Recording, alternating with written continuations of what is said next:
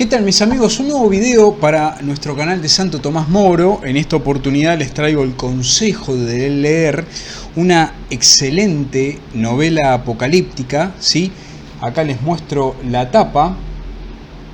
Señor del Mundo, traducido del inglés del padre Leonardo Castellani, y su autor Benson, ¿sí? Acá, bueno, seguramente no sé si están, no creo que lleguen a ver, pero la editorial es Librería Córdoba. Una novela fabulosa. Había escuchado yo hace tiempo, no recuerdo de quién, que decía que Dios no tiene rival. Y bueno, es lógico, es algo sabido, que el rival del demonio en realidad es San Miguel Arcángel. Entonces viene muy apropiado rezar de este devocionario, a ver que no me dé la luz, Solo Dios Basta, del padre Ramiro Sáenz, ¿sí?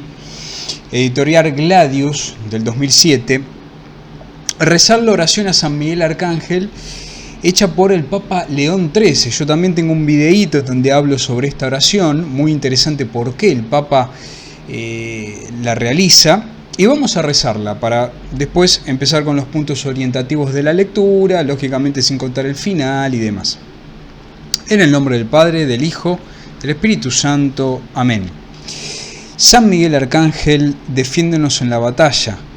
Sé nuestro amparo contra la perversidad y acechanzas del demonio. Reprímale Dios, pedimos suplicantes. Y tú, príncipe de la milicia celestial, arroja al infierno con el divino poder a Satanás y a los otros espíritus malignos que andan dispersos por el mundo para la perdición de las almas. Amén. En el nombre del Padre, del Hijo y del Espíritu Santo. Amén. Bueno, antes de entrar en los puntos orientativos para motivarlos a la lectura del libro, vamos a hacer unas pequeñas salvedades.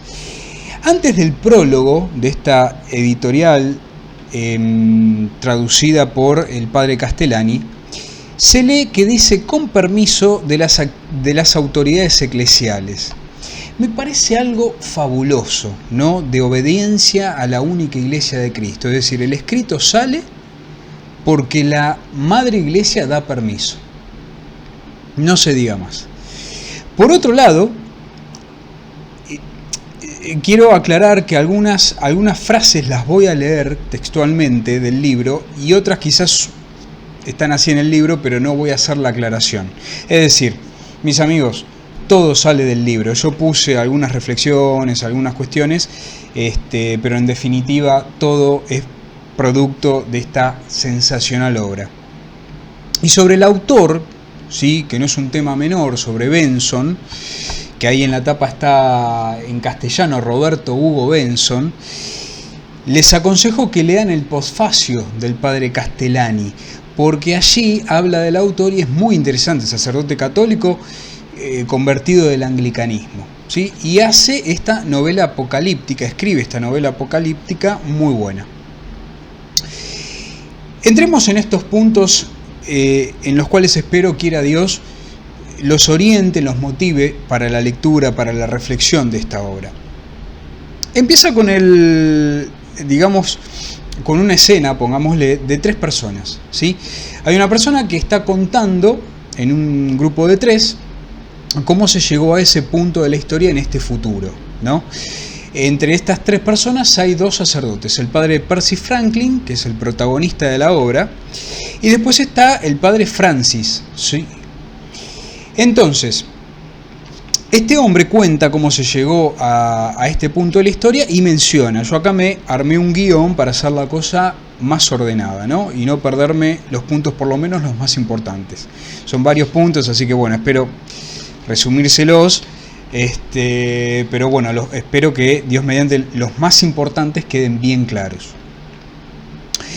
Este hombre cuenta cómo se llegó a este punto de la historia y nombra el socialismo, nombra la masonería, dice que los hombres, ¿sí? Religiosos eran prácticamente todos católicos y los irreligiosos eran comunistas y materialistas, como si fueran un solo hombre. Es decir, la idea de una masa, la idea de masa turba, una masa manipulable, drogada, que se la puede excitar, adormecer y demás, es como que a mí me viene como una idea muy marcada, ¿no? Esto como si fueran un solo hombre. Bueno, en este futuro las monarquías, las universidades han sido abolidas, la educación laica es obligatoria, y en cuanto a creencia está el humanitarismo, ¿no? Esta cuestión de que el hombre en realidad es Dios. El catolicismo venía perdiendo hace 60 años como terreno en el campo de batalla, por ende había mucha apostasía, y este humanitarismo era totalmente antisobrenatural, ¿sí? Yo quiero, en cuanto a los personajes, voy a poner 3 módulos, lo voy a separar en 3 módulos. El primer módulo, como ya les comentaba, el padre Percy Franklin, protagonista de la obra. En un segundo módulo voy a poner a Oliver Brand, que es un líder comunista muy seguro de sí, muy contento con este nuevo orden, con este mundo que le da la bienvenida al anticristo, su esposa Mabel y la mamá de Oliver Brand, ¿sí? Ese en el segundo módulo. En el tercer módulo voy a poner al anticristo, a Juliano Felsenburg, ¿sí? Vamos a decir Juliano. No sé si el autor habrá pensado en aquel Juliano el apóstata, ¿no?, de la historia, pero bueno, vamos a llamarlo Juliano, que es el anticristo. Es un personaje extraño, ¿no?, este Juliano. Yo acá escribo, digo, extraordinariamente descripto con suspenso, incertidumbre, misterio. Y esa es su entrada en la obra en un contexto muy inquietante. Había una posible guerra entre Oriente y Europa, ¿sí? Juliano estaba en boca de todos y daba que hablar. Cito textualmente: no había empleado, mire, qué interesante esto, ¿no? Qué estrategia del anticristo. No había empleado ninguno de los métodos corrientes en política democrática. No controlaba periódicos. No había vituperado a nadie, no había formado satélites, no usaba coimas, cosa extraña, no había crímenes monstruosos alegados contra él. Termino la cita. Y lo más llamativo, dice la obra, es que no había hombres en la iglesia que den con su altura, es decir, es como que no tenía rivales en su nivel. Y es el mismo Juliano el que logra la paz entre esta posible guerra entre Oriente y Europa. Entonces, su acción y su triunfo es tomado como el hecho más importante en la historia de la humanidad. Se pone al mundo, no a todo el mundo, a casi todo el mundo, en el bolsillo. En medio de todo esto, de esta alegría, ¿no?, y de esta excitación mundial, por esto que logra Juliano, se da un aspecto también muy importante, que es como Dios actúa sin la necesidad de espectáculo y aplauso, ¿no? Casi sin testigos. El autor eso, por lo menos para mí, lo deja marcado, es una idea mía, lo deja marcado en un hecho en donde Dios muestra la potencia de su gracia, la potencia de su soberanía, como les digo, en el silencio, sin testigos, sin hacer mucho ruido. ¿Por qué? Por un hecho que le pasa a la mamá de este líder comunista, Oliver Brand. Yo no sé si fue a propósito que el autor hace esto, como la actitud de Dios en el silencio. Puede ser que sí, puede ser que no, pero a mí me pareció eso, ¿no? Como que ante la algarabía del anticristo y de todo el ruido y las pompas y demás, Dios actúa en el silencio, ¿no? En el silencio de aquellas almas humildes y demás. No les voy a contar el hecho, léanlo, está fabuloso. Bueno, viene el encuentro de Juliano con el mundo, ¿no? Entra ante una multitud con el himno masónico, un hábito oscuro y hablando en esperanto. Hay ruidos, pompas, desde luego y demás. Es el producto perfecto de esta nueva humanidad, ¿sí? Aclamado por Mesías por una multitud musulmana, estoy citando. El orador más grande que el mundo ha conocido. Ahí termina la cita. Bueno, lo hace surgir de América, el autor, y como les decía, no tiene ningún pecado político, ni siquiera había formado un partido. Parece como una persona íntegra, ¿no? De moral íntegra, que no tiene nada para decirle, ¿no?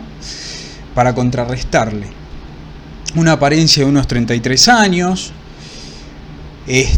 Los labios de algunas personas se movían como rezando y todos los rostros estaban envueltos hacia aquella persona. Era como que estaba obnubilando a la gente, ¿no? Se lo tenía como el esperado, ¿no? Esta palabra como mesiánica, ¿no? Mabel, la esposa de Oliver Brand, en su engaño, cito, dice: el reino de Dios ha comenzado de verdad. Solo que ahora sabemos de verdad quién es Dios. Ahí terminó la cita. Es como que el Dios revelado por nuestro Señor Jesucristo, la cristiandad y todo, como que era un cuento de fantasía, ¿no? En realidad es el Mesías, es el verdadero, ¿no? Y claro, era como lo máximo de engaño, ¿no? que logra este anticristo. Había aire de revueltas en todas partes. Una cuestión muy importante que se da dentro de la iglesia es que consagrados pedían a las autoridades eclesiales que se les concediera dispensa de toda vestimenta o insignia eclesiástica, por considerar que la persecución de las turbas excitadas era inminente. Turbas excitadas era inminente, recordemos la idea de masa, ¿no? Para el padre Percy Franklin, a quien se le ordenó ir a Roma, diría a la jerarquía, fíjense qué intelecto fabuloso que tenía el padre Percy. No confiaba tanto en la persecución violenta, es decir, lógicamente que veía la gravedad y demás, pero quizás lo que yo leo es que no era eso tanto lo que le preocupaba, la persecución violenta, sino esa explosión de amor por la humanidad al margen de Dios, ¿no? Que se había inflamado mucho desde el advenimiento de Juliano. Eso era lo que el padre Percy, ¿no? Por lo que entiendo, resaltaba, más que la persecución violenta. Como decíamos, al padre Percy Franklin lo llevan a Roma a ver al Santo Padre, y acá un aspecto muy, muy hermoso, ¿no? Que dice: el Santo Padre, como auténtico pastor, no había hecho nada de caso de las opiniones del mundo. El mundo daba vueltas, giraba, Belcebú, Juliano, que esto, que lo otro, logró la paz, una paz que nada tiene que ver con Cristo y demás. Y el Papa, digamos, como se dice hoy vulgarmente en su mundo, en el real mundo, ¿sí?, proclamaba muchas encíclicas en las que mencionaba que el objeto de la Iglesia era dar gloria a Dios, produciendo la santidad en los hombres, y que nada era más importante que esa misión. Nada era más importante que esa misión, la santificación de los hombres. Roma estaba totalmente sólida en Dios. Allí en Roma, el padre Percy, cuando lo llaman y ve al Santo Padre, se entera de que Juliano Felsenburg es nombrado presidente de Europa, y confluyen en él los dos métodos clásicos de política, ¿no?, de gobierno, que son las monarquías, la monarquía que estaba abolida, y la república, es decir, como que él tenía todo el poder, ¿sí?, en resumidas cuentas. Y el padre Percy acá viene como esta purificación en su fe. El padre Percy en la obra es un elegido de Dios. No voy a contar muchos detalles, pero es el elegido, es el protagonista de la obra, ¿no? El padre Percy no entendía, ¿no? Y acá yo pongo la purificación de la fe.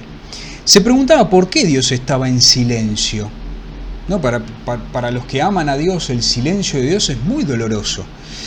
Ese silencio en donde Dios permitía que el universo se uniera contra él. Había persecución, la apostasía continuaba, y ya muchos obispos comenzaban a aflojar. No eran solo los laicos y demás, sino también obispos comenzaban a aflojar.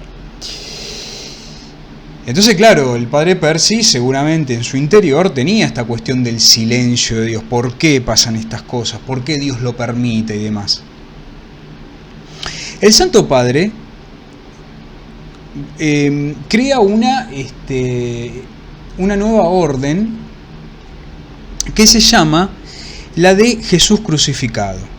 Era una orden que estaba como llamada a estar a la altura de los tiempos, ¿no? A presentarle batalla a Juliano, ¿sí? A los enemigos de la iglesia y demás, más a su altura. Como decíamos, no había hombres de iglesia que estén a la altura de Juliano. En realidad era una orden llamada al martirio, ¿sí? No era una orden llamada a las armas. Acá no lo pone así.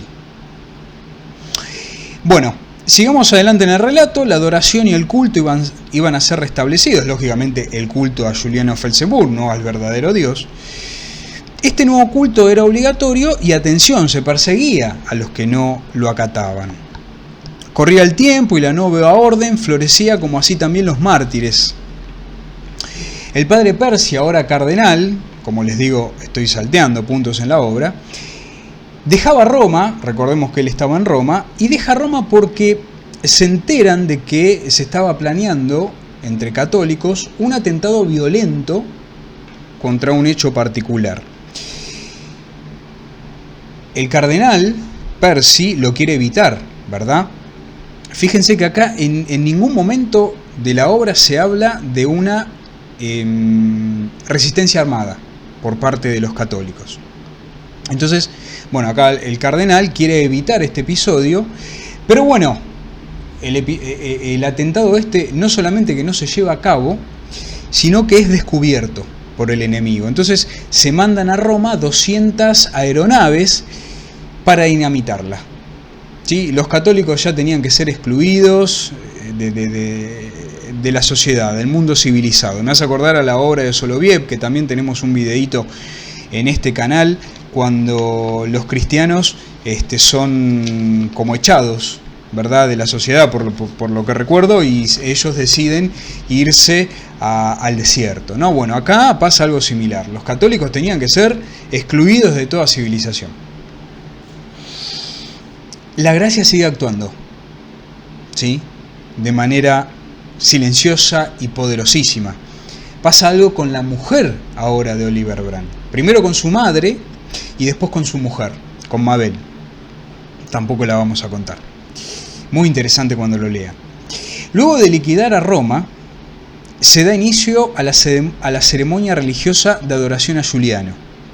Un hecho muy lastimoso es que en estas liturgias, pseudo-liturgias o ceremonias,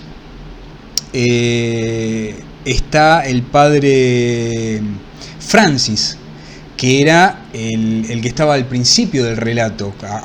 Hace una apostasía y se va para el lado del enemigo, ¿no? Y entonces él era uno de los encargados de la ceremonia y de todas esas cosas. Lastimoso. Acá cito textualmente: el hombre era Dios. Atención, el hombre era Dios y Felsenburg su encarnación. Cierro la cita. Una fe invertida, una caricatura de la verdad. Sigo citando textualmente: la paz y la luz ardían como una aureola en torno de él. No, acá hay una poesía.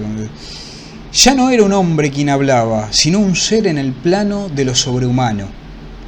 10.000 voces lo aclamaron Señor y Dios. Cierro la cita. Como en el Nuevo Testamento, Santo Tomás le dice a nuestro Señor, Señor y Dios mío. Bueno, acá totalmente invertido. A Juliano, Señor y Dios, ¿no? Una aberración. El autor hace cumplir acá, como se va a cumplir en la historia, las palabras de nuestro Señor, ¿no? El infierno no prevalecerá contra la iglesia. Roma sí es destruida, pero no es destruida la iglesia. Con la destrucción de Roma no se termina el papado en la obra. Hay un nuevo papa que se llama Silvestre, No le voy a contar los pormenores que son muy interesantes también. El nuevo Santo Padre estaba leyendo la famosa biografía de Giuliano. Y la misma decía, cito, parecía poseer a la vez el ojo telescópico y el microscópico.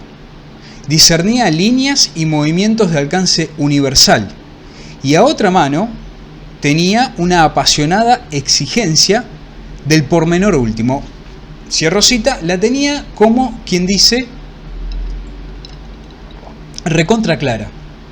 Como que estaba en los mínimos detalles y tenía un ojo para los eventos y estrategias y demás impresionante. El Papa también era probado en su fe. Ante lo grande y absoluto de Giuliano, ¿qué tenía él? No, uno se puede poner a pensar, ¿qué tenía el Santo Padre? Un Dios escondido, en silencio. El Papa vivía ya en Nazaret, ¿no? Se había ido a Nazaret con Roma destruida. Y veía un panorama totalmente oscuro para el cristianismo que él lideraba. ¿Dónde estaba Jesús? ¿Dónde estaba el verdadero absoluto? Cito, un hombre había sido puesto sobre el altar de Dios. Cierro la cita. ¿Cuántas reflexiones del Papa en su mente y corazón en esta magnífica obra? ¿No? Acá escribo yo.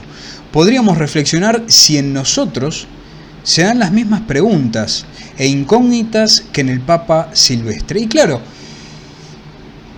porque en nuestra vida, sí, acá bueno, se está hablando a nivel macro, ¿no? Macro mundial, podríamos decir, de un evento, la venida del anticristo y demás.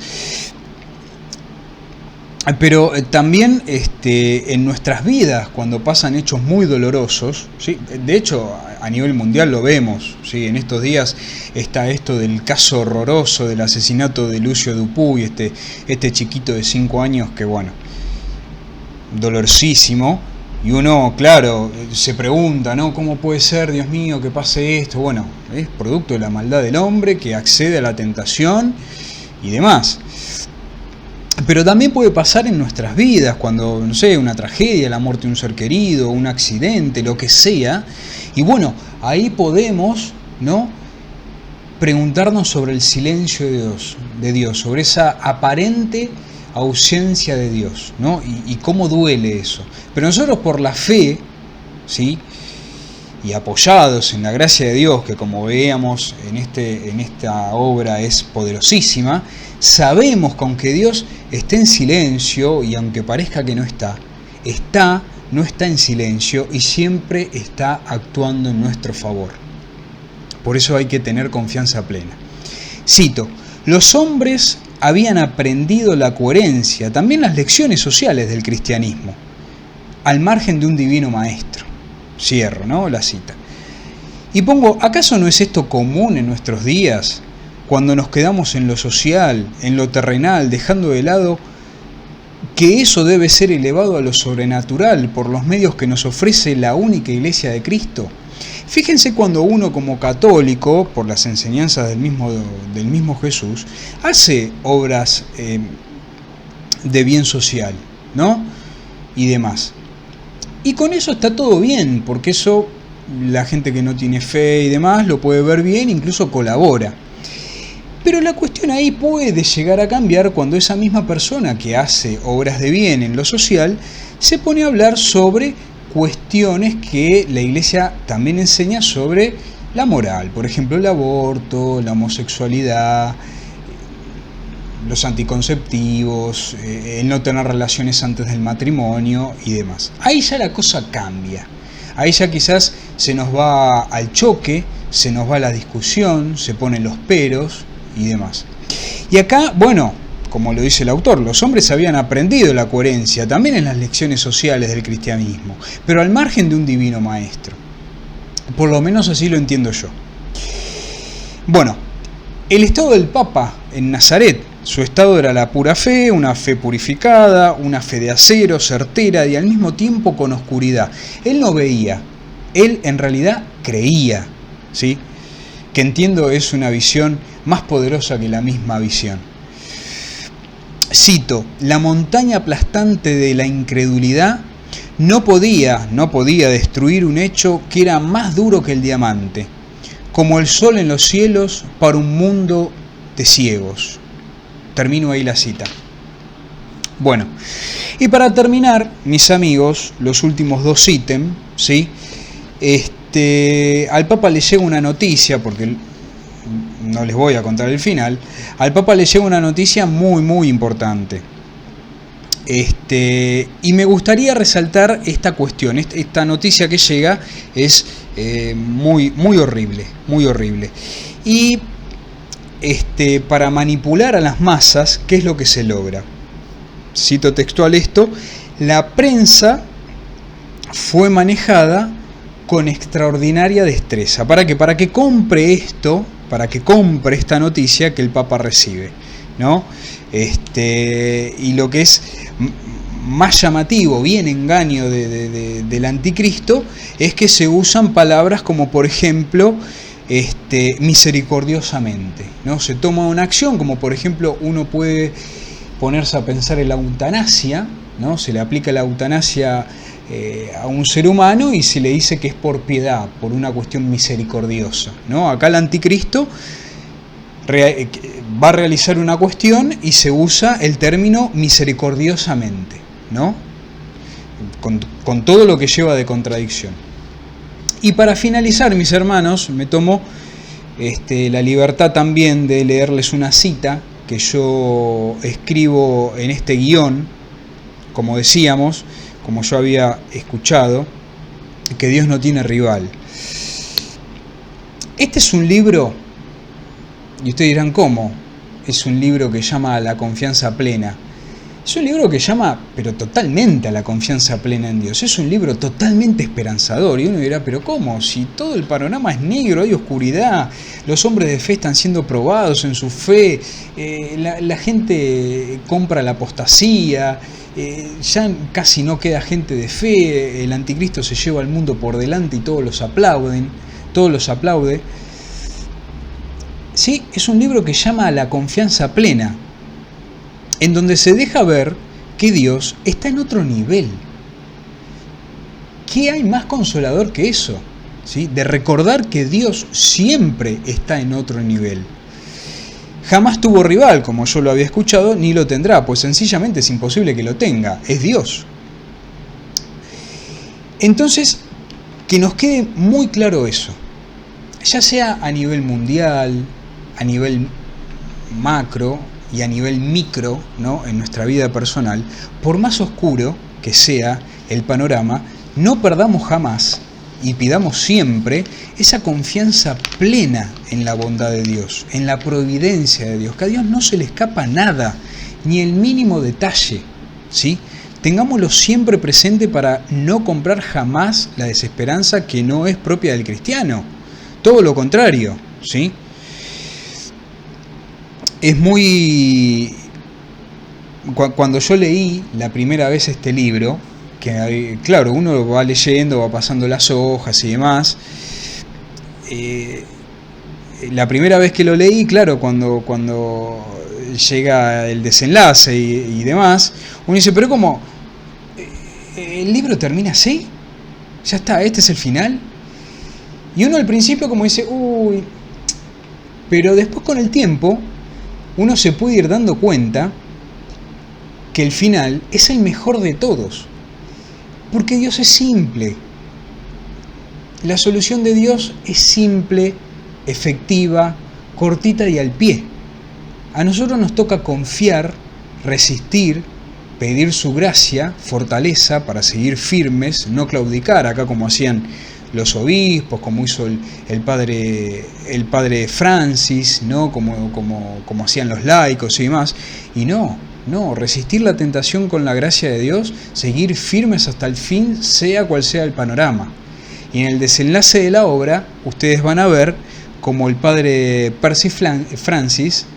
Franklin, no se equivocó en lo más mínimo de confiar hasta el último momento.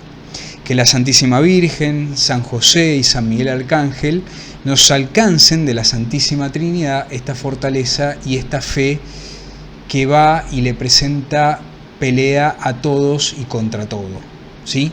O sea, no hay cosa que lo separe del amor de Cristo. Cuando poseemos esta fe, ¿no? Esta fe puesta al crisol, ¿no? Esta fe probada, esta fe que para mantenerla a veces tenemos que sufrir y sufrir mucho, pero en definitiva, siempre con esta fe que nos da Dios, siempre venceremos. Que así sea. Gracias mis amigos por ver mi video. Si les gustó el mismo, les agradezco el me gusta. Si no les gustó, también pongan no me gusta y en la caja de comentarios les agradecería el motivo, siempre y cuando sea con respeto.